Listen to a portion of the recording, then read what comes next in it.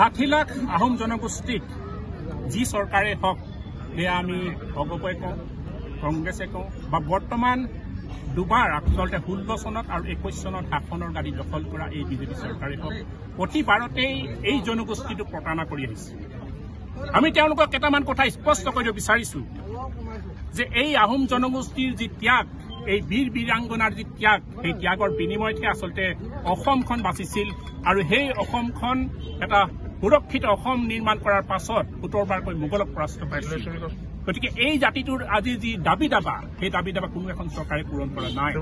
এই বিজেপি চৰকাৰেও কিন্তু বাৰে বাৰে প্ৰতিশ্ৰুতি দিছিল এই জনগোষ্ঠীটো জনজাতিকৰণ প্ৰদান হ'ব, এই জনগোষ্ঠীটো স্বায়ত্ব শাসন প্ৰদান কৰা হ'ব, তথাপিও কিন্তু তেওঁলোকে আজিলৈকে এই দাবী পূৰণ নকৰিলে। সেই গতিকে আমি টাই আহোম যুৱ পৰিষদে খুব স্পষ্টকৈ জনাই দিব বিচাৰিছো যে এই যি ক্ষোভৰ জুই আচলতে এই 60 লাখ জনগোষ্ঠীৰ যি ক্ষোভৰ জুই এই জুই কিন্তু আগ্নেয়গিৰিৰ দৰে বিস্ফোৰণ হ'বলৈ বেছি সময় নাই আৰু এই চৰকাৰ আগন্তুক দিনত আমি কিন্তু দিশত দলিয়াবলৈও আমাৰ বেছি সময় নালাগিব। গতিকে খুব স্পষ্ট কথা অতি শীঘ্ৰেই এই জনগোষ্ঠীৰ যি ক্ষোভৰ উৎকীৰ্ণ এই যি দাবী দাবা অতি শীঘ্ৰে এই চৰকাৰে বুজি লোৱাটো ভাল, নহলে কিন্তু 26ত এই জনগোষ্ঠীয়ে এই চৰকাৰ কিন্তু ক্ষমা নকৰিব।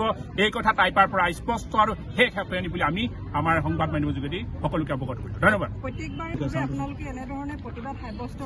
আমি মুখ্যমন্ত্ৰীৰ আগৰ সন্মুখত আমি কৈছিলো আমাৰ তেওঁলোকৰ যিখন বৈঠক আছিলে যে জনজাতিকৰণ যদি নিদিয়ে 24ত কিন্তু আমি আপোনালোকৰ নাই বুলি কোৱাৰ পাছত এই যি যোৰহাট লোকসভা সমষ্টি এই যোৰহাট লোকসভা তেওঁলোকে কিন্তু হাৰিছে। কিন্তু এই কথাটো তেওঁলোকে উপলব্ধি কৰি লওক।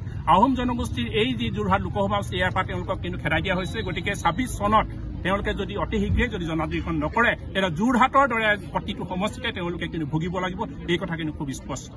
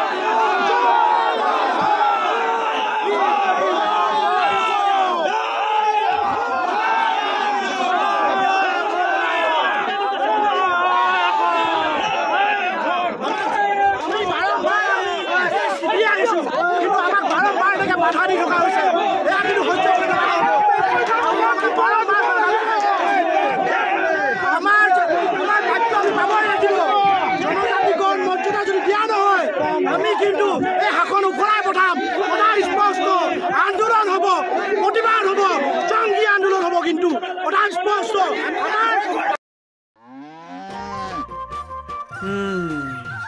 মোৰ লখিমী কেইজনীয়ে ইমান বেছিকৈ গাখীৰ দিয়ে মনটো একেবাৰে ভাল লাগি যায়। বিয়মৰ দানা খোৱাৰ পৰা মই বেছিকৈ লাভৱান হৈছোঁ। আপোনালোকেও বিয়মৰ দানা খুৱাওক আৰু এইটো বেছিকৈ লাভ কৰক।